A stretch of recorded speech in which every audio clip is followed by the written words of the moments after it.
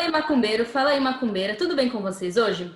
Eu tô aqui com o Matheus e com o Lívio para falar de muita macumba. Mas antes da gente apresentar quem é o Lívio para vocês, eu quero que o Matheus fale um pouco da relação dele com o Lívio. Fala aí, Matheus, qual que é a sua relação com o Lívio? Oi, boa noite, Vi, boa noite, Lívio. Vitor, a minha relação com o Lívio, ela é engraçada, que ela se dá em 2017. A gente tinha um terreiro já, e aí o meu tio Augusto, meu tio Guto, ele falou, ó, tem um cara que psicografa e tal, ele vai fazer um evento aqui em São Paulo.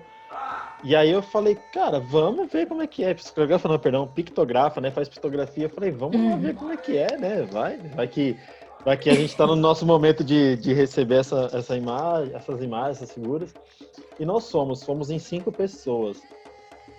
A gente foi o primeiro da fila. A gente adormeceu e ficou lá na fila esperando o livro chegar. Quando o livro chegou, a gente começou a fazer e foi assim a coisa mais emocionante da minha vida. Eu chorava, porque ele pictografou, ele fez a imagem do dono do terreiro, o Nicolau, o boiadeiro Nicolau. Cara, E ele, quando ele fez a pintura, ele fez a pictografia, ele retratou exatamente aquilo que eu via e eu passava para as pessoas, né? Então, além dele trazer a mensagem, a imagem, ele trouxe aquilo que todo mundo esperava que fosse, mesmo porque eu falava demais, né? Porque eu tenho essa clarividência, então...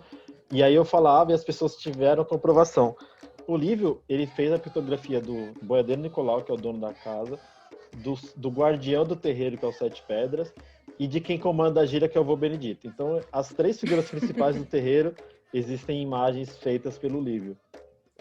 E uma das vezes que eu encontrei o Lívio, a gente pegou uma amizade muito boa. O Lívio sempre foi muito receptivo comigo. E uma das coisas que mais me marcou, e acredito que nem todo mundo do nosso terreiro saiba, é que hoje a gente só existe como casa por causa do Lívio. O Lívio, ele foi o maior incentivador para a gente achar um espaço quando a gente conversando, ele falou, eu falando para ele que eu não conseguia ainda um espaço, eu não me sentia seguro, e aí o Lívio falou, ajoelha para Exu e pede, porque se você não fizer isso, você não vai conseguir. E 2 meses depois, o Seu Meia-Noite nos mostrou espaço, e hoje a gente está lá graças ao incentivo do Lívio.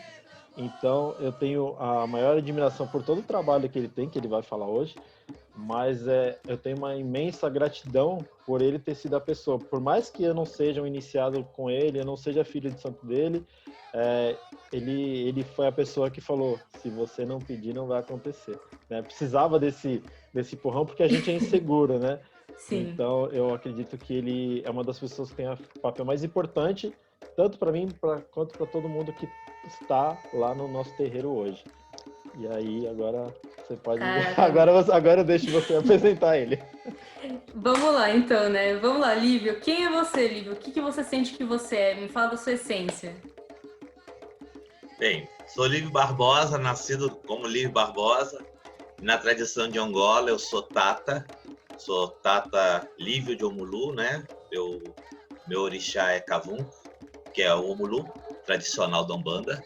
E sou iniciado e tenho uma casa de Umbanda Molocô, onde eu bato a Umbanda Molocô. E também tenho um instituto, que é o Instituto Lívio Barbosa, onde nós fazemos os trabalhos de canalização, de desenhos, sejam de guias ou de vidas passadas.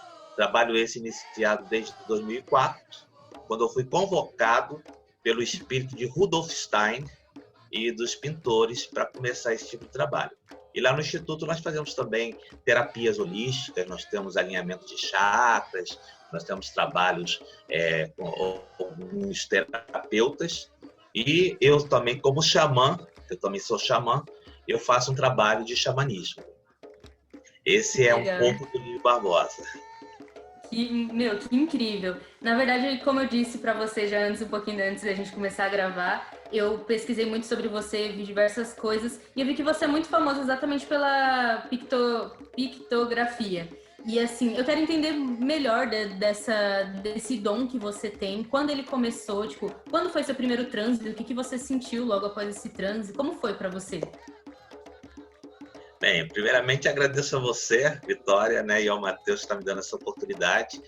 Mas eu não me considero uma pessoa famosa, não. Eu sou um trabalhador, uma pessoa que batalha desde os 13 anos, quando eu comecei na psicopictografia, também conhecida como pintura mediúnica, e iniciei meu trabalho mediúnico público aos 13 anos de idade. Embora eu seja aquele médium comum, né? Aquele médium cheio de provas, cheio de deveres, de compromissos, de responsabilidade, um cidadão do mundo e uma pessoa que está aprendendo a cada dia. Eu costumo dizer para os meus filhos de santo, porque eu, como pai de santo e zelador de santo, eu faço iniciações dentro do culto de Angola. Eu costumo dizer para os meus filhos de santo que eu aprendo todos os dias. E eu sou um Iaô. Eu serei sempre um Iaô. Embora seja um zelador com mais de 15 anos de feitura, mas eu sou um Iaô e vou morrer Iaô. Porque Iaô é o quê, né? Na nossa tradição. Iaô é a esposa de Orixá, né? O Orixá manda e o Iaô executa. Então, eu sou um Iaô e vou morrer Iaô, sempre dentro desse processo de aprendizado, porque nós aprendemos todos os dias, né? Com os nossos guias, com os nossos amigos espirituais, com as pessoas que frequentam o nosso terreiro, né? Com os cidadãos do mundo, com as pessoas com quem a gente se relaciona no dia a dia, e tirando aquela imagem de que médium é missionário, né? Eu não sou missionário, eu não sofro dessa doença. Para mim, a minha tarefa com os espíritos é um compromisso que eu assumi nessa vida. Eu costumo falar até com as pessoas mais conhecidas que eu não sei ser uma pessoa sem ser médium, né? Então, assim, o que para as pessoas não é comum, para mim é muito comum, né? Eu tinha muita dificuldade quando criança de entender por que as pessoas não viam as pessoas que eu via. Por que as pessoas não ouviam as pessoas que eu ouvia. Sim. Então, eu tive uma vida de infância parecido com aquela criança do filme Sexto Sentido, né? Eu vejo pessoas mortas. Então, não é muito legal quando você é criança ver pessoas mortas que os outros não veem, mas que para você é uma coisa muito natural. Então, eu encaro o processo da mediunidade como um sexto sentido, realmente. É um sexto sentido da humanidade, que é comum a todos. Então, não nos torna especial por sermos médios, né? E eu aprendi com a minha mãe, que foi uma grande incentivadora do meu trabalho, posso dizer que foi a mentora material do meu trabalho. A minha mãe sempre me ensinou algo que eu passei no programa da Xuxa, né, que foi o Dom Especial. Eu disse muito sobre isso porque é algo que eu digo sempre dentro do meu terreiro. Eu não sou especial por ser médium. Eu me torno uma pessoa especial pelo que eu faço da minha mediunidade. Exatamente. Verdade. Isso é lindo. Isso é sensacional. Mas vamos e venhamos. A sua mediunidade, ela é maravilhosa. Eu sou apaixonado pela sua mediunidade. Eu sou fã. Eu acompanho todas as lives, todos os vídeos. É estranho só que, por exemplo, esse compromisso mediúnico eu comecei aos 13 anos de idade, né? E os espíritos tiveram muito cuidado comigo. Por eu viver entre mundos tão distintos e ao mesmo tempo estar vivendo a vida material e estar vivendo a vida espiritual, dentro dessa dualidade de existência, os espíritos foram muito carinhosos comigo e atenciosos, porque me prepararam para que eu não achasse que, por ser médium, eu seria uma pessoa diferente dos outros, e por ser médium, eu teria que ter um comportamento santificado, vamos dizer assim. Então, assim, eles trabalharam muito as minhas dificuldades reencarnatórias, porque o médium, a gente sabe que ele leva um longo percurso para se ajustar psiquicamente, e mesmo assim a gente tem que ficar vigiando 24 horas, né?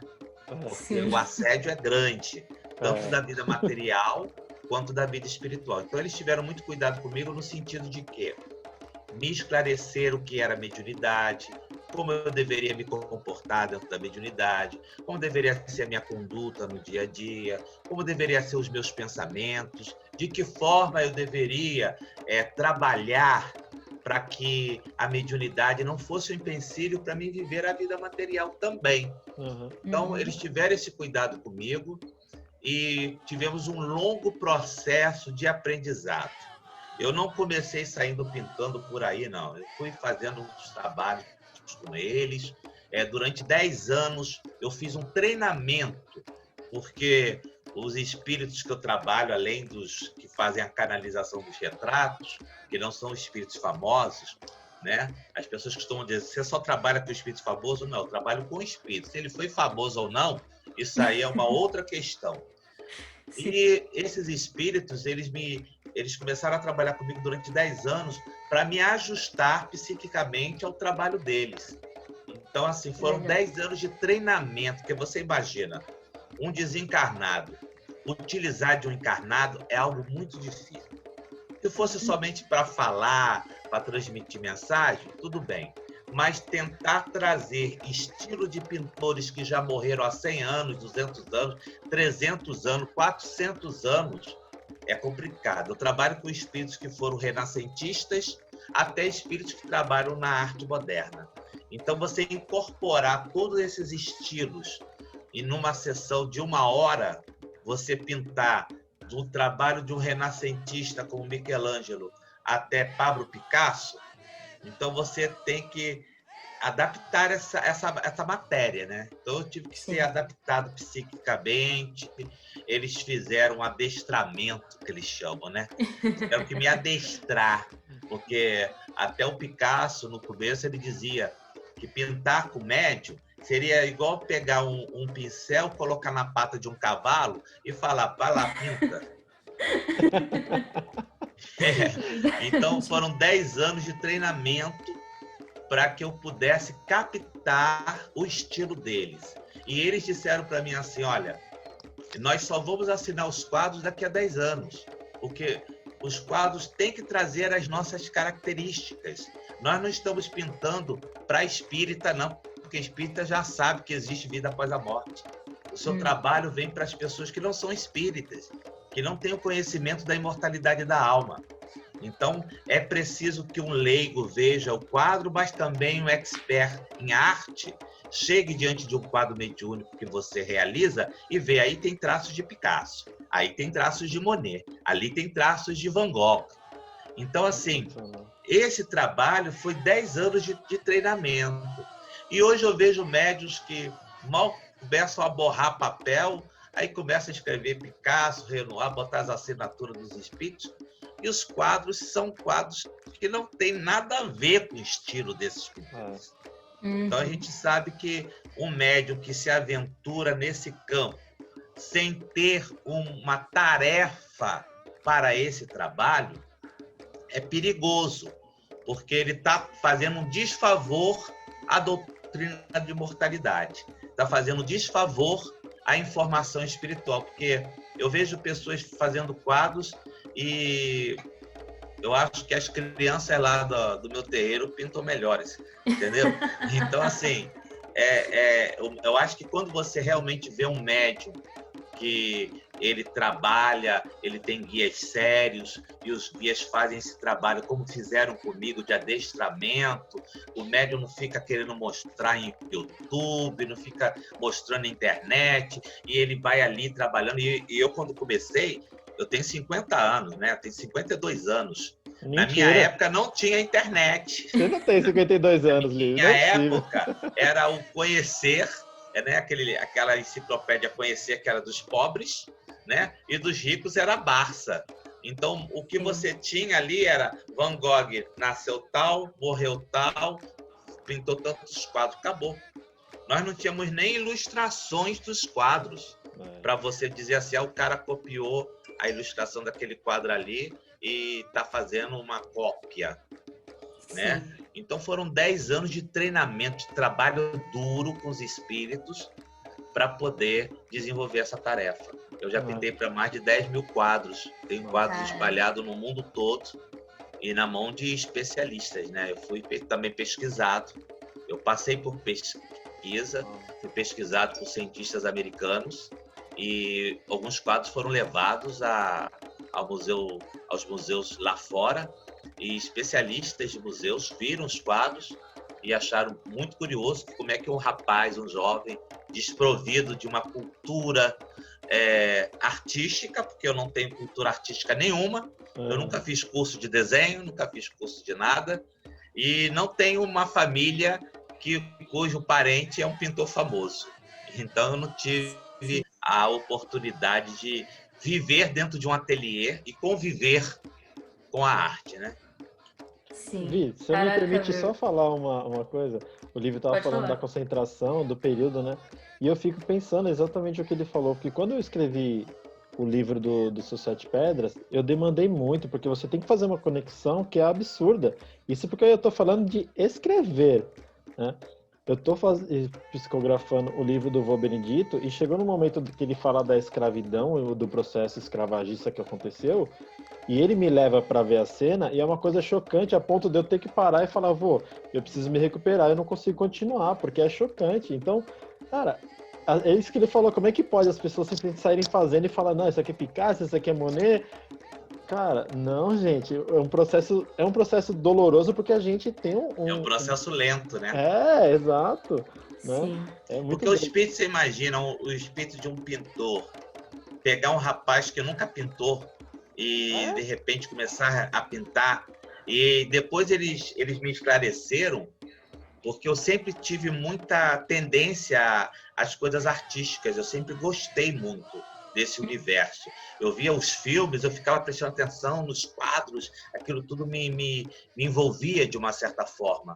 Nascido no Rio de Janeiro, eu sou caxiense, né? Eu nasci em Caxias, Baixada Fluminense, né? Então, hoje em dia, os jovens conseguem ir aos museus. Na minha época, a gente não ia a museu, não era hábito nosso entrar no museu. E eu fui ver pela primeira vez um quadro de Renoir ou um quadro de Monet quando teve a primeira exposição de Monet aqui no Rio de Janeiro, trazido pela família do Roberto Marinho, que fizeram a primeira exposição sobre Monet, isso na década de 80, quase 90, não sei, não estou muito assim dentro da data precisa. Mas quando eu fui ver esses quadros, eu já trabalhava com esses espíritos.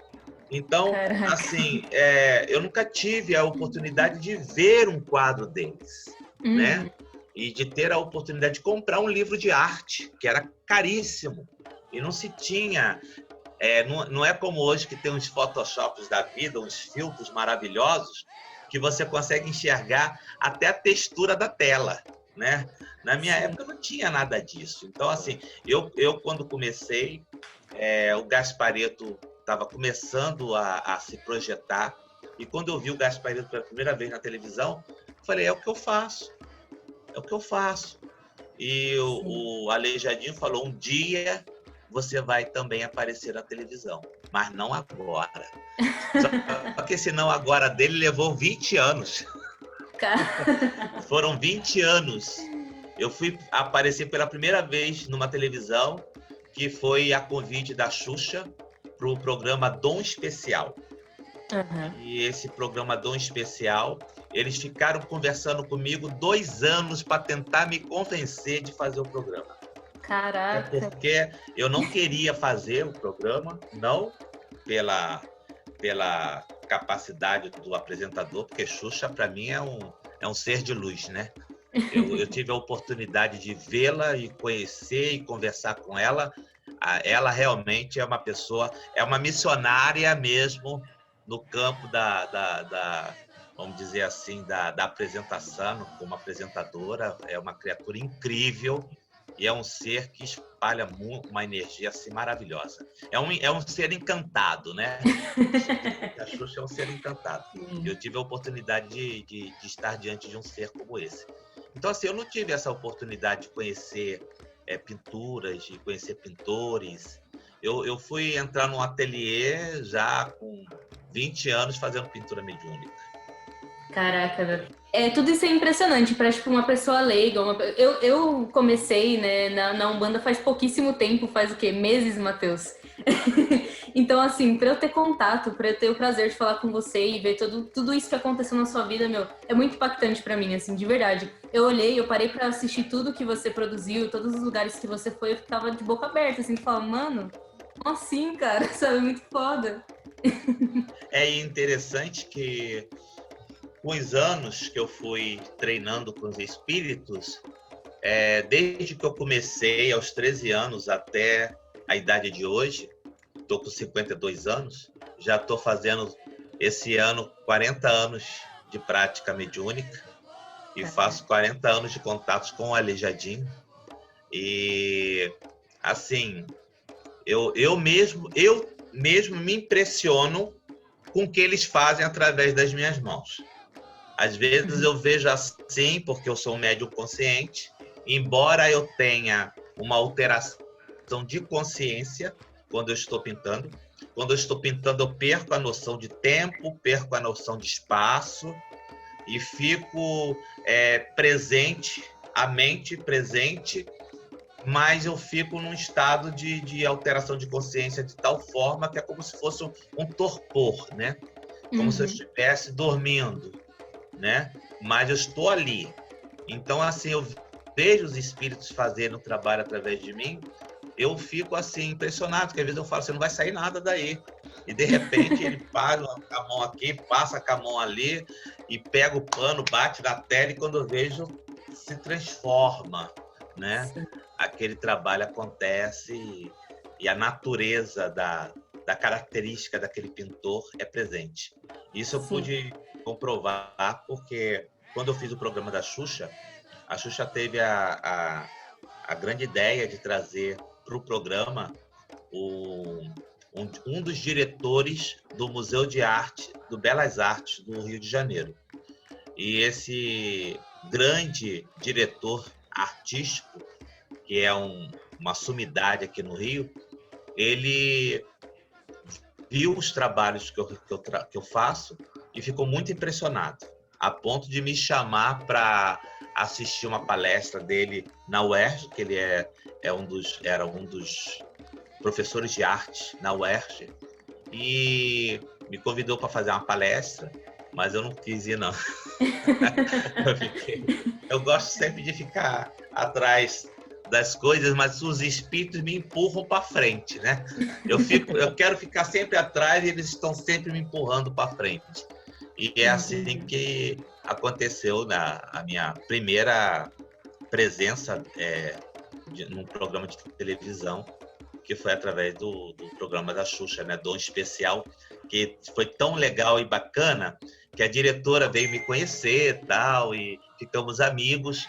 Ela viu o fenômeno e ela queria realmente ter certeza de que aquilo era um fenômeno, então ela fez uns testes comigo na época e ela ficou tão apaixonada pelo trabalho que se tornou uma das filhas de santo da casa. Caraca. E quando nós fizemos esse trabalho com ela, ela veio do Sul, convidada pela Xuxa para fazer esse trabalho. E quando ela chegou no nosso terreiro, a minha entidade, né, a entidade com quem eu trabalho, né, minha entidade, né, nós temos esse costume, né, minha entidade, se a entidade fosse a entidade nossa, né? Mas eles entendem a nossa insignificância, né? Então a entidade que trabalha comigo, Dona Tata Mulambo, chegou para ela e falou para ela assim, olha, só vai existir um programa do meu filho. Os outros que você gravou não vão ao ar e você vai sair da emissora. Caraca. A entidade falou assim, na cara da pessoa. E realmente foi o que aconteceu. Só existiu o programa da psicopictografia nesse programa criado pela Xuxa, que foi o Dom Especial. Caramba, meu. Até arrepia aqui, mas tá bom, é o frio. Eu vou pegar um pouco o gancho disso tudo que você falou e vou fazer duas perguntas que eu acho extremamente importantes desse seu dom, que eu quero saber o que você mais ama nesse dom, tipo, o que te mais apaixona e o que mais te causa dificuldade, se você tem alguma dificuldade, aliás, relacionada a esse dom. O que mais me chama a atenção, além da beleza artística do trabalho, porque o meu trabalho é um trabalho puramente artístico. Ou seja, eu levei esse tempo todo de treinamento com os espíritos, porque eles diziam para mim o seguinte: para colocar uma assinatura nossa num quadro mediúnico através de você, nós temos que ter a certeza de que você vai canalizar perfeitamente o que nós fazemos em vida. É uma responsabilidade muito grande assinar sem que aquela assinatura venha com o peso da personalidade de quem o assina. Então, assim, o que mais me impressiona e me motiva a trabalhar com os espíritos é conhecer esses espíritos e ter a oportunidade de conversar com eles, né? Quem é que tem a oportunidade de conversar com Van Gogh? Converso com Van Acho que Gogh, não é muita gente, conversando não, com né? você. Eu converso com Monet, que é um dos espíritos que me assiste com maior presença, como eu estou conversando com vocês aqui. E muitas vezes eles falam das dificuldades que eles tiveram em vida, me dão conselhos sobre a minha própria vida, falam comigo, porque não foram pessoas santas, né? Foram homens comuns. Alguns eram beberrões, alguns tiveram vícios. Então, quando eles sentem que a gente tem tendência a certas coisas, ó, cuidado, isso aí, eu já fiz isso, não foi certo, não deu legal, não fiquei bem no mundo espiritual. Então, assim, o convívio com eles é o que mais me satisfaz, ter essa convivência. E a minha dificuldade maior é, talvez, e que é o meu grande temor, é que eu não esteja à altura deles. Então, eu sempre digo para eles, quando eu vou dormir, que eu quero não decepcioná-los com as minhas dificuldades. Porque eu sou um homem comum, como todos os outros, cheio de dificuldades, cheio de defeitos. Então, eu peço sempre a eles que os meus defeitos e as minhas dificuldades não maculem essa nossa amizade, né? Esse intercâmbio espiritual, que eu acho que é imprescindível para qualquer médium. Manter-se fiel aos seus guias, fidelidade, que é o que eles me pedem sempre, a fidelidade, a devoção, o carinho, e enxergá-los como amigos, né? Porque são nossos grandes amigos. Mais íntimos, né? Verdade. Mais íntimos não tem, né? Como eles não tem. Não tem porque eles nos veem, né? E muitas vezes a gente não consegue vê-los. Eles nos veem e nos aceitam, né? Do jeito que nós Nos somos. aceitam. Cara, muito incrível. Na verdade, agora eu queria que você falasse um pouco sobre o seu trabalho de fato, o trabalho, não só o mediúnico, como que é? Pictografia. Isso, psicopictografia. Quero que você fale também um trabalho que você fez na Europa, você falou que também passou pelo Chile. Me conta mais sobre tudo isso. Então, meu trabalho, ele se divide em duas etapas. Eu trabalho com os grandes mestres da pintura, que é quando eu faço os quadros de Picasso, com Renoir, com Monet, Manet. Eu tenho um psiquismo europeu, porque eu vivi muito na Europa, em outras existências. Eu tenho muito pouco psiquismo, vamos dizer assim, latino, brasileiro, porque, para mim, o Brasil é como se fosse uma novidade, né? Então, quando eu estive a primeira vez na Europa, eu me lembro que eu desci em Paris, eu saí do trem, eu fui de trem da cidade de Luzerne, eu fui da cidade de Luzerne até Paris de trem, a primeira vez em 2004. Quando eu cheguei em Paris, eu fiz aquele ato do Papa, né? Desci, olhei para o chão, botei as mãos, me ajoelhei e beijei o chão. Eu falei, eu estou em casa. E eu conhecia cada rua de Paris. Eu sabia aonde que eram as ruas, porque eu já vivi lá. Então, eu tive convívio com esses espíritos também. E, assim, meu trabalho com os grandes pintores, eu faço até hoje. Já pintei para mais de 10 mil quadros. Eu tenho quadros espalhados no mundo todo. E esse trabalho é um trabalho que eles ajudam muito as instituições de caridade. Então, assim, toda a renda desse trabalho é revertido para as casas de caridade. Eu já ajudei muita casa que não tinha sede a ter suas sedes. Auxiliei a muitas casas espíritas, porque eu tive uma formação espírita, kardecista, e uma educação umbandista. Porque meu pai sempre foi kardecista, e minha mãe também foi de mocidade espírita, e minha avó, que é a grande mestra da Umbanda na família, ela vinha da Umbanda. Então, nós nascemos e convivemos dentro dessas duas grandes religiões. E eu costumo dizer para as pessoas que eu aprendi a ler e escrever no livro dos Espíritos. Os livros do meu pai era tudo rabiscado, que a gente rabiscava os livros dele. Então, assim, eu tenho esse trabalho que é com os mestres da pintura, que é doado para as instituições de caridade, e tem o trabalho que eu faço hoje, que é o de canalização de retrato de guias e retratos de vidas passadas. Esse trabalho é do Instituto, onde eu realizo o meu trabalho terapêutico. E o trabalho caritativo eu realizo dentro da casa que eu possuo. Eu tenho uma casa aqui no Rio de Janeiro, fundada há 32 anos. A casa começou como kardecista, em homenagem ao Dr. Bezerra de Menezes, e foi Dr. Bezerra de Menezes que me fez reabrir a casa como Umbanda, né? Ô filho, seu caminho é por aqui. Eu fiz o contrário. Tá desviado. Saí da Umbanda para o kardecismo. Eu saí do kardecismo e entrei na Umbanda. Mas eu sempre digo que eu não saí do kardecismo, porque quem foi kardecista uma vez, quem aprendeu com Allan Kardec a fé raciocinada, nunca esquece. Então, eu costumo dizer que um dos meus grandes orixás chama-se Allan Kardec.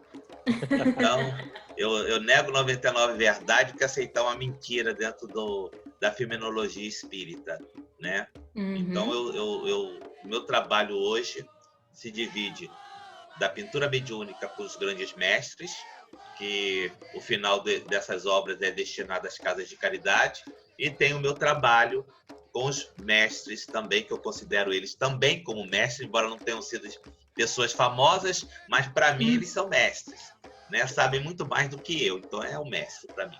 Todo mundo que nos ensina algo, né, Lívia? Eu faço mestre, esse né? trabalho no Instituto, que é um trabalho mais terapêutico, e aí eu tenho o Instituto, que é o meu local de trabalho profissional. Entendi. Hoje o meu trabalho ligado à pintura é dentro dessa margem. E tem a minha casa, que eu dirijo. Eu sou pai de santo há mais de 14 anos.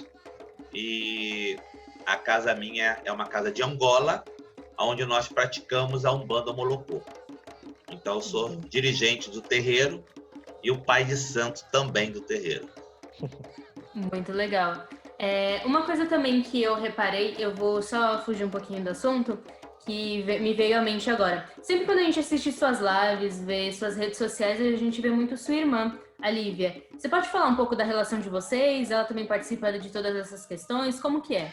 Então, a minha família é uma família de médiuns, tá? Eu costumo dizer que aqui na minha casa até os cachorros são médiuns, os gatos são médiuns, os papagaios são médiuns, os periquitos são médiuns. E por ser de uma família de médiuns, a minha irmã hoje trabalha comigo, dentro do Instituto, é minha sócia no Instituto. E a minha irmã está presente comigo dentro da Umbanda desde que a gente abriu a casa. Eu antes tinha um grupo de estudos que chamava Grupo da Prece, onde eu realizava trabalhos de cirurgias espirituais com o Dr. Fritz. E essa casa era uma casa inteiramente kardecista. Então, quando eu tive a ordem espiritual de montar a Umbanda, a minha irmã se associou a mim e nós fomos fazer o nosso santo e fizemos o nosso santo, a nossa iniciação dentro da Angola, no Candomblé, e começamos a nossa tarefa dentro da Umbanda. Então, hoje a minha irmã é minha irmã de santo, porque ela fez o santo junto comigo, é do mesmo barco que eu, e além de ser minha irmã de sangue, é minha irmã de santo também. Ela é hoje, dentro da nossa casa, a mãe pequena, a Mameto. É ela que auxilia toda a parte de rituais da casa, trabalha dentro da Umbanda, tem a sua tarefa dentro da Umbanda e trabalha comigo dentro do Instituto. Então, a minha irmã, onde eu estou, a minha irmã está presente também, me ajudando, me assessorando, me apoiando, e nós temos a tarefa juntos, né? Então, realizamos a nossa tarefa juntos. Lívio, deixa eu aproveitar que você falou das questões hierárquicas. Eu sei que nem sei se estava no roteiro da Vitória, mas é que surgiu a curiosidade. Na sua casa, então, você trabalha com os inquices, né? Sim, inquices é a forma como, dentro da Angola, nós chamamos os orixás. Legal. Porque você falou do Mameto, aí já me remeteu ao povo banto e tal, né? Até porque a Angola, ela é uma nação, né? Sim. E sendo uma nação, a Angola também ela é diferente do Queto, diferente de Jeje-Marie, tem vários tipos de Angola, sim, né? Porque a Angola, como é uma grande nação, os povos falam algumas línguas um pouco diferentes, então tem os cultos um pouquinho diferenciados, mas a Angola ela é a raiz da nossa casa. Legal. Até porque eu sou descendente de angolano, né? A minha bisavó, ela era angolana, escrava angolana, veio de Angola, com toda a tradição de Angola, com todo o conhecimento de Angola, casou-se com um português, teve seus filhos, e eu sou descendente desse tronco, vamos dizer assim. Eu me considero também um angolano. E estou descendente de índio, né? A minha avó paterna, ela era filha de índios puris. O Puri foi uma grande nação que viveu nos estados do Rio de Janeiro, Minas Gerais, Espírito Santo, né? Então, existe essa grande nação Puri. Eu sou também descendente de Puri. A minha avó, ela era filha de índios. Muito legal. Eu gostei muito dessa sua visão, disso tudo que você falou relacionado à Umbanda, até o Matheus puxou um pouco aqui. Eu quero que você fale também, se você puder, um pouco de como você vê que é a Umbanda hoje. Eu lembro que a gente falou um pouquinho antes da gente começar a gravar. Eu quero que você mostre essa sua visão incrível sobre o que é da Umbanda, como que tá caminhando, e quero que você seja polêmico mesmo. Pode falar. Fala aí. Eu não me considero um expert em Umbanda, até porque eu acho que ninguém é expert em Umbanda. Sim. A Umbanda, para mim, é uma grande vivência. E quanto mais você vivencia a Umbanda, você aprende muito, aprende bastante. Mas a gente aprende bastante, primeiramente, com os antigos, né? Por eu estar dentro do Candomblé também, dentro da nação de Angola, a gente entende e compreende que o velho, o antigo, ele tem que ser respeitado. Porque o velho, o antigo, é a raiz. E a Umbanda, ela trata muito de raiz. Não adianta você vir com o novo se você não teve a raiz, se você não teve o princípio do aprendizado. E eu estava até conversando com o Matheus e com você mesmo antes da gente iniciar essa entrevista. Eu vejo hoje a Umbanda como um grande campo onde existem vários cultuadores, semeadores. Tem os sérios, os não sérios e os que inventam. Entendeu? É difícil a gente entender isso? Eu acho que não, porque se você abre o YouTube hoje, você vê coisas maravilhosas, pessoas bacanas falando de Umbanda, mas você vê também pessoas que não entendem nada de Umbanda falando também de Umbanda, pessoas que já tiveram experiências em algumas Umbandas e não foram tão felizes nessas experiências por causa dos seus dirigentes, por causa de médiuns, e acabaram saindo da Umbanda, e alguns até falam mal da Umbanda nesse sentido.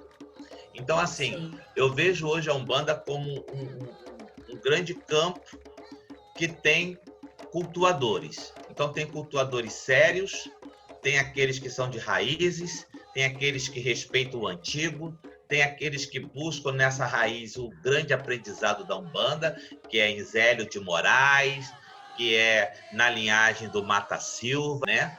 E temos aí grandes expoentes da nossa história da Umbanda. Mas existe também muitos falsos cristos e falsos profetas dentro da Umbanda, né? Então nós vemos pessoas que abrem suas casas sem nenhuma preparação, sem nenhuma ordem espiritual, porque antigamente você, para abrir uma casa de Umbanda, a pessoa trabalhava lá com o caboclo preto velho dentro de casa e não tinha nenhuma pretensão de abrir casa. E aí vinha aquela ordem espiritual, você tem que abrir uma casa. E aí a pessoa ia abrir a casa dela, montava um gongá muito simplesinho e começava ali a fazer a sua vivência dentro da Umbanda, através dos seus guias, através dos seus rituais. E hoje a gente vê uma mistura, assim, não sei se essa visão é minha ou se ela é compartilhada, mas acredito que deve ser compartilhada com muitas pessoas. E a gente vê, assim, pessoas que são despreparadas, que não têm preparo algum para estar falando em nome da Umbanda.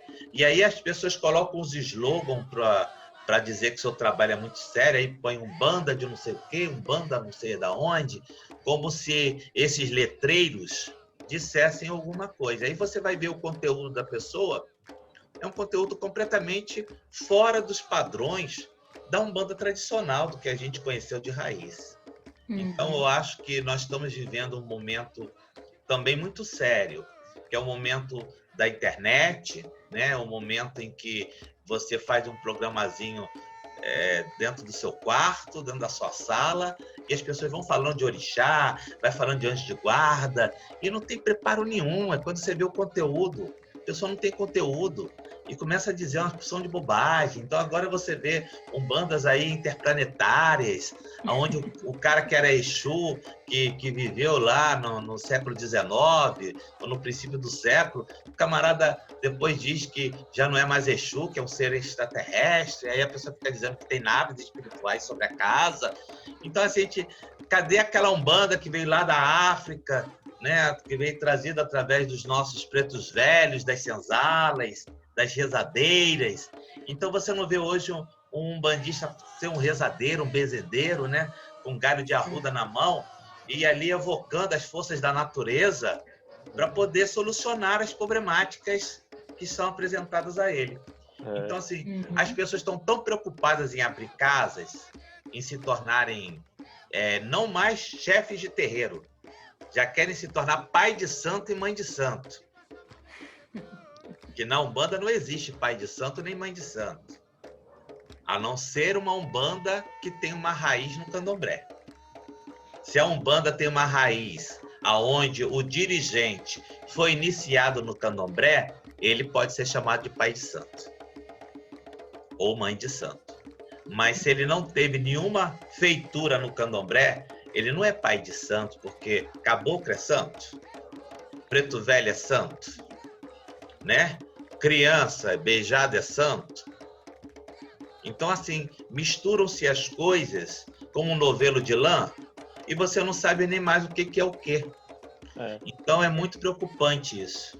Infelizmente, né, Lívia, eu falo bastante pro pessoal, para a gente poder entender o que está acontecendo agora, a gente precisa buscar no passado, né?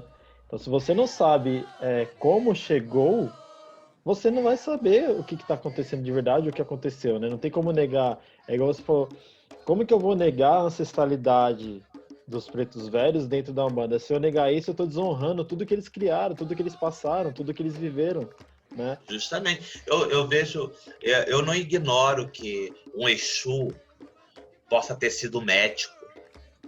Eu não ignoro que um preto velho possa ter sido médico em alguma outra existência, porque ele não viveu só como preto velho.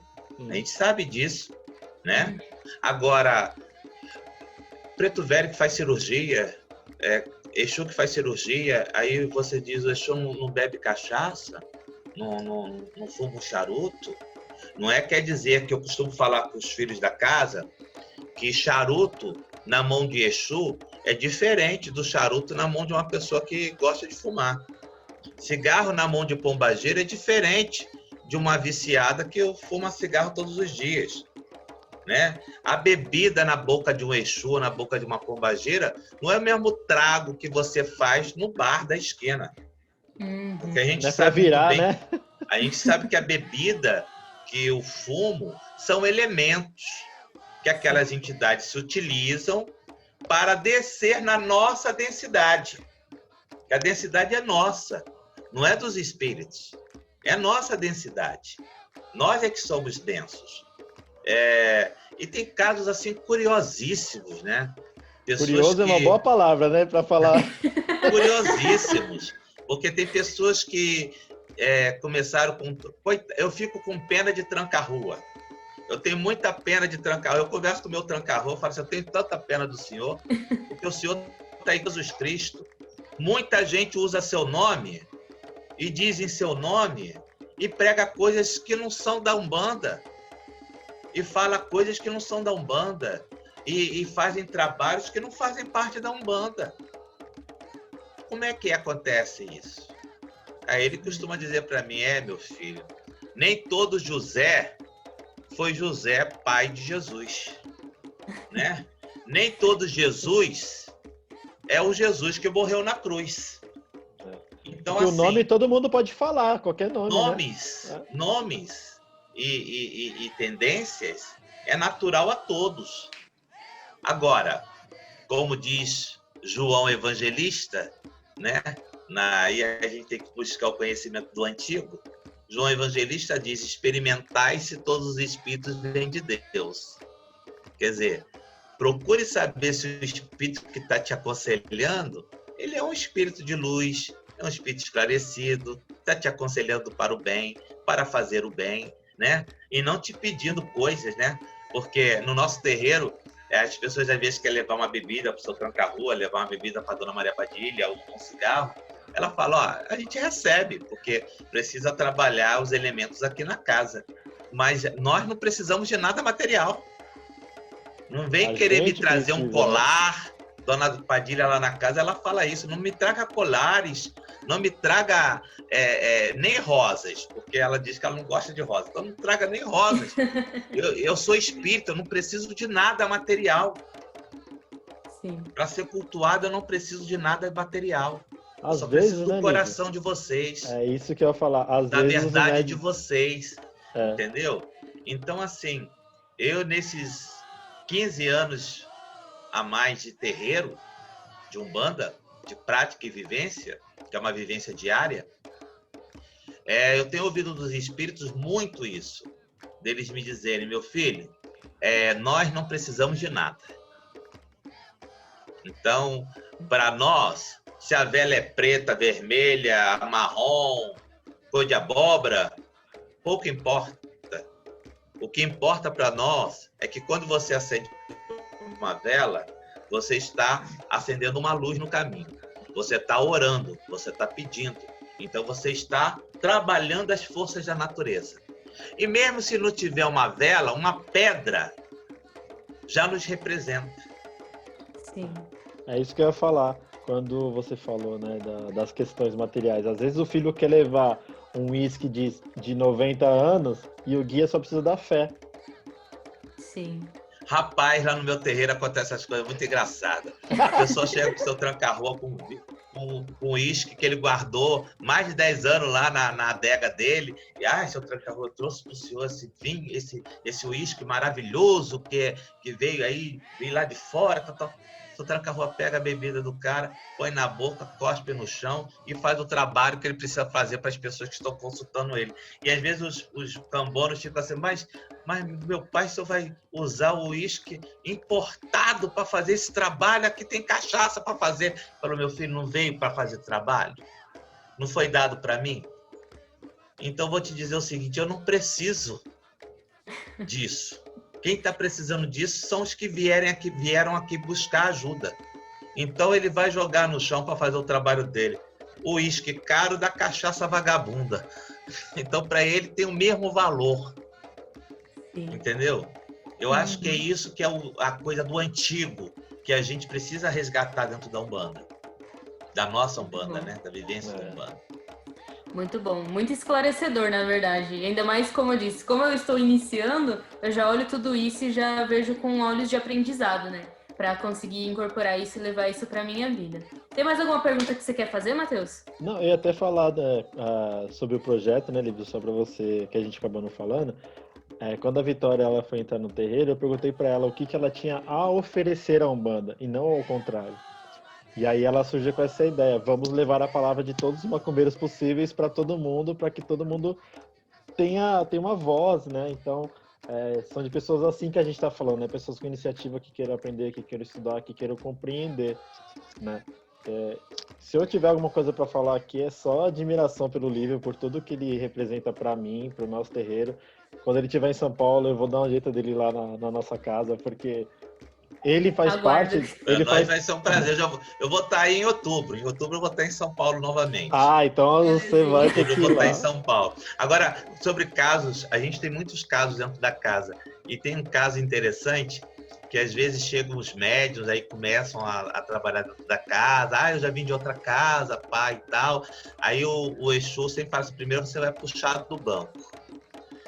E se você realmente veio para casa para trabalhar, começa do trabalho mais simples dentro da casa, que é pegar a vassoura. A boa mediunidade não resiste a uma varrida de chão. Então, se você for para ficar na casa, você vai querer fazer qualquer trabalho que a casa te ofereça. E aí tem casos curiosos, porque às vezes vem aqueles médicos com recebe Exu, aí traz aquelas capas bonitas, toda trabalhada nas pedrarias, aí o seu tranca-rua só olha assim e fala assim, esse aí não vai ficar muito tempo, não. Esse não vai ficar muito tempo. Não vai resistir, não vai aguentar as regras da casa, não, porque se eu tranca-rua comigo, ele tira a camisa e fica com o peito nu, né? E só com uma calça, que ele fala, não posso trabalhar pelado com você, tá? Fecha a calça, fica com a calça. O resto não me interessa, porque Exu não precisa de nada. Então, assim, hoje eu vejo os terreiros, eu frequento muitos terreiros, porque eu faço trabalho de pintura, então eu vou a muitos terreiros, sou convidado a alguns terreiros e recebo muitos dirigentes de terreiro, médios de terreiro, e é impressionante como as pessoas não têm preparo. Antigamente, um médium para receber um Exu, um preto velho, um caboclo para dar consulta, ele tinha que firmar aquela entidade nele, ou seja, ter anos de trabalho com aquela entidade, depois tinha que riscar o ponto, não só riscar o ponto, ele tinha que cantar aquele ponto e mostrar o significado da falange a que ele pertencia. E aí o guia-chefe, incorporado no dirigente, ia ver se estava batendo, né? Aquele ponto cantado pela entidade, aquele ponto riscado pela entidade. E hoje tu vê, a pessoa mal entra, já quer receber, já quer riscar o chão, já quer... O tranca-rua costuma falar lá na casa que esses são os rabiscadores de boteco. Então, assim, vai ver um ponto que viu na internet, começa a rabiscar, não sabe nem o que quer dizer, porque cada ponto tem um segredo. Cada ponto tem um mistério. Ponto riscado é mistério. E cada mistério ele vem sendo desvendado pelo próprio médium com os anos que ele pratica a Umbanda. Ele vai sonhando, ele vai vendo a entidade dele, ele vai conhecendo. Eu falo aqui no nosso terreiro que os médicos perguntam, pai, o que o senhor achou da minha entidade? Eu falei, não acho nada. Quem tem que achar é você que recebe. Sim. Não sou eu. Porque das minhas entidades eu sei. Agora, você tem que aprender a lidar com a sua entidade, com a energia da sua entidade, reconhecer essa energia, se familiarizar com essa energia e saber o que essa energia quer de você. Porque se o médium não tem essa trajetória, essa jornada mediúnica, que é uma jornada solitária, se o médium não tem essa jornada, ele não se firma dentro do trabalho da Umbanda com os seus guias.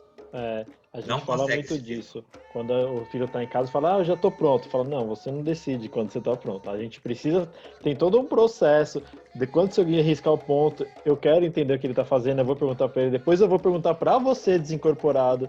Eu quero saber tudo, Porque dar atendimento e cuidar da vida de alguém, porque é como diz o Zeca Pagodinho, né? Terreiro é pronto-socorro de pobre, né? Você está lidando com a vida do outro. Você não pode dar uma responsabilidade para uma pessoa que não está preparada, né? Então é um cuidado minucioso.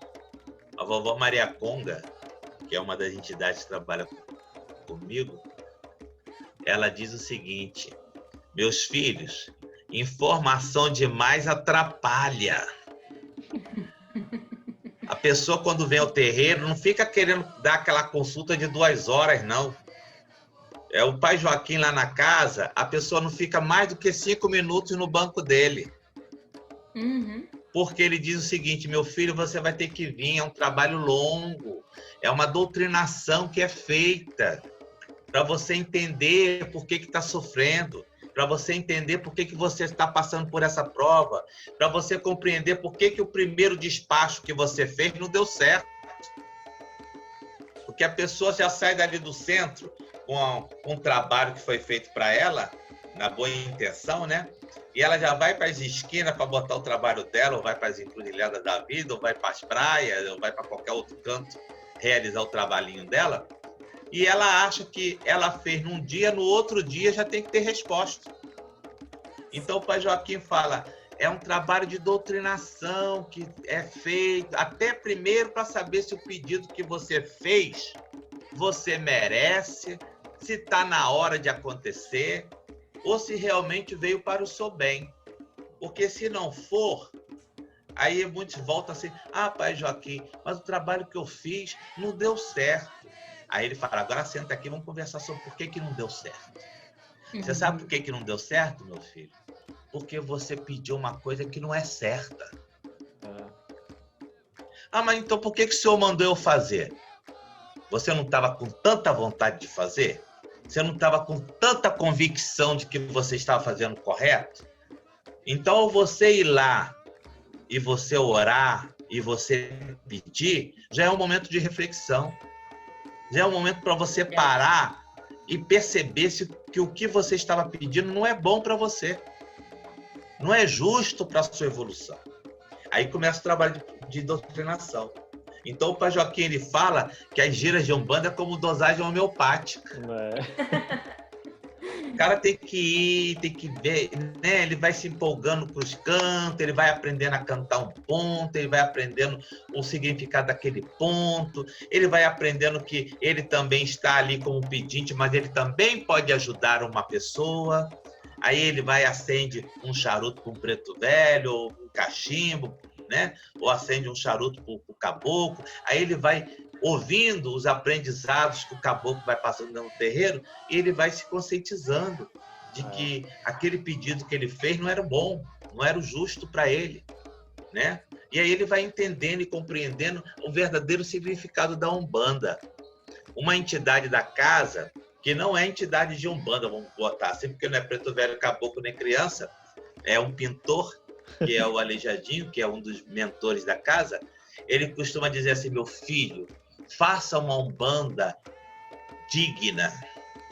Não faça da Umbanda um cabide de favores. Porque as pessoas estão acostumadas a ver a Umbanda como um cabide de favores. E a Umbanda não é um cabide de favores. Né? Tanto é que tem vários pontos, né? Que as entidades cantam, né? Aqueles que chegam aqui e não estão pedindo nada, vêm só agradecer, vêm só pedir uma bênção, vêm pedir a energia de um passe, né? A presença, vem sentir o cheiro do charuto do preto velho ou do Exu e sai dali bem. E quando vai a entidade perguntar, você quer alguma coisa? Não, meu Exu, não, minha pombagira, não, meu preto velho, eu só vim aqui porque eu me sinto bem aqui dentro da sua casa. Então, é esse o grande trabalho dos servidores dentro da Umbanda. É fazer as pessoas se sentirem bem dentro dos nossos rituais, bem dentro da nossa gira, né? Para que ela não fique sendo como o pai Joaquim conta, de corredor de gira. Tem pessoas que são corredores de gira, ou seja, vai numa gira na segunda, na terça vai na gira de outra pessoa, na quarta vai na gira de outro centro, na quinta vai na gira de outro lugar e fica correndo gira e não resolve nada na sua vida. E tem coisa, né, Lívio, que a gente só aprende dentro do terreiro. Nenhum Só livro dentro vai do ensinar, terreiro. né? E a gente aprende, às vezes, com pessoas que a gente menos espera. Verdade. Exatamente. Eu sou um apaixonado pelos pretos velhos. O vô Benedito, ele assume a frente dos trabalhos, né? E a cada gira do vô Benedito é um aprendizado. Ele traz muita ancestralidade, né? Pela época da escravidão e tudo mais. E todo mundo é apaixonado para ficar do lado dele, porque quando a pessoa fica de cambone com ele, a gira rolando, e ele fica conversando, explicando, contando história. E aí é uma questão de, não, eu quero ficar com o vô hoje, não, deixa eu. Porque o vô Benedito é assim, ele fica falando, explicando, contando como era a vida, como as coisas acontecem dentro do terreiro, por que tem cada coisa. Aí é E o essas grande coisas não se ensinam, aprendizado, né? É o grande aprendizado que não está nos livros, né? Exato, exatamente. É A a história de vivência do vida dele, terreiro. né? A É história a da... vivência do terreiro. É, Eu falo para os médios da casa que feliz é aquele que pode ser cambono, porque o cambono aprende muito mais, muito mais. Aprende né? muito mais que todo mundo. Verdade. Eu acho que só mais uma questão, se o livro puder e quiser, falar sobre o Instituto. Então, o Instituto foi criado, eu faço algumas terapias, trabalho como terapeuta, e tenho terapeutas que trabalham conosco também. E nós criamos o Instituto para que nós pudéssemos ajudar as pessoas a entender os seus porquês. Muitas vezes dentro do terreiro não se tem aquele tempo, aquela oportunidade para se trabalhar a pessoa, trabalhar o ser. Então nós criamos o Instituto como um local, um ambiente onde a pessoa pode fazer os cursos dela, pode aprender um pouco mais, seja sobre Umbanda, seja sobre a vida de uma forma geral, sobre pontos espirituais, conceitos espirituais, que são considerados espirituais porque falam da sua alma, né? Revelam a alma do cidadão, do ser. Então, nós realizamos esse trabalho já há alguns anos e o nosso instituto já está na sua segunda sede, que nós começamos no centro da cidade, no bairro da Lapa. Nós alugamos uma sala a pedido do seu Sete Facadas, que é um dos meus Exus, e iniciamos. Foi muito curioso, porque eu fui fazer um trabalho com o seu Sete Facadas num imóvel de um filho de santo. Ele tinha uma casa de como fosse o Megamates, assim, e nós vamos fazer uma limpeza espiritual lá para ele. E quando terminou, ele virou para o seu Sete Facadas e falou para o seu Sete Facadas assim, como eu posso pagar o senhor? Aí o seu Sete Facadas falou para ele assim, a mim, nada. Eu não preciso de nada. Você não me dê nada, porque eu não quero nada. Mas o pai de santo está precisando fazer os trabalhos deles profissionais. Você tem aí em cima uma sala. Eu nem sabia que ele tinha sala lá em cima. Então você vai alugar essa sala, não vai dar para ele não. Você não vai botar ele de graça aí não. Você vai alugar essa sala e ele vai montar o instituto dele aí dentro, para que ele possa ter o meio de sobrevivência dele. Eu costumo falar para as pessoas que nós não vivemos de santo. Não critico e não julgo aqueles que vivem, porque nós sabemos muito bem que é uma atividade árdua. Mas eu não preciso viver do santo. Eu vivo para o santo. E realizo o meu trabalho dentro do Instituto, onde nós estamos também abrindo um espaço editorial. Eu também escrevo livros, tenho algumas obras, então nós estamos editando obras. Nós já temos algumas obras no sistema do Ubook, que é um agenciamento de escritores, que é audiobooks. Eu já tenho 5 obras nesse instituto, que é o book.com. Quem quiser entrar lá e ver as nossas obras lá, são audiobooks, né? Uhum. E nós estamos agora entrando no campo do e-book e do livro impresso. Então, brevemente, nós vamos ter um selo editorial dentro do nosso instituto, além dos cursos que são dados dentro do instituto, porque nós trazemos pessoas de outros estados para darem cursos dentro do nosso instituto. E nós agora estamos na Barra da Tijuca, que é considerado aqui um local litoral, né? E nós estamos agora planejando sair da sala, que a sala está pequena, e irmos para um espaço maior para abrigar as atividades que nós temos dentro do Instituto. Inclusive o selo editorial do Instituto. Muito legal, muito show. Bom, para finalizar, na verdade, eu vou pedir para você falar aqui um pouco o seu @ do Instagram, falar seu Facebook, tudo certinho para todo mundo que quiser seguir, que quiser te ver. Falar também do seu canal do YouTube que você falou que vai começar a popular mais ele, né? Postar mais vídeos. Fala um pouco dele também para a gente poder mandar o pessoal se inscrever, ir lá atrás e te seguir também. Então, nós temos uma página no Facebook, que chama-se Lívio Barbosa Oficial, que é a página onde nós registramos todo o trabalho que nós fazemos no Instituto com os quadros, né, dos retratos de vidas passadas e o retrato, a canalização do retrato do guia. Nós temos o nosso Instagram, que é o Instituto Lívio Barbosa. Tem o meu pessoal, que é Lívio Barbosa 1, que é onde as pessoas veem o meu trabalho e veem o meu dia a dia. E nós estamos reativando o nosso canal, futuramente vai estar no ar. Ele já está lá com alguns vídeos editados. Nós temos o nosso canal, que é Lívio Barbosa, o canal no YouTube. E nesse canal nós vamos ter também matérias, vamos falar sobre Umbanda, vamos falar sobre Candomblé, vamos falar sobre espiritualidade, porque a proposta desse canal é espiritualidade sem fronteiras. Então, esse é o nosso objetivo, falar sobre pintura mediúnica, falar sobre o dia a dia e de coisas que são do interesse do grande público, né? Porque nós estamos vivendo momentos muito difíceis, como esse da pandemia, onde tem muitas informações sérias e não sérias. Então, nosso objetivo é passar mensagens de conforto e de instrução para que as pessoas possam conhecer a espiritualidade, mas conhecê-la de uma forma bem ampla, sem limites. Então, por isso, nosso grande slogan do nosso canal é espiritualidade sem fronteiras. Então, brevemente, nós vamos ativar o nosso canal no YouTube, que as pessoas podem já se inscrever lá. O canal existe, Lívio Barbosa, e já temos lá, ainda não mexemos muito no canal, mas já temos lá 1.800 pessoas inscritas e pretendemos aí chegar a mais inscritos, né? Então as pessoas podem entrar lá no canal e conhecer o nosso trabalho. E o nosso instituto fica aqui no Rio, na Barra da Tijuca, na Avenida das Américas, número 700, no Città Office. E dentro do Città Office nós temos uma sala no bloco 1, nossa sala é 310.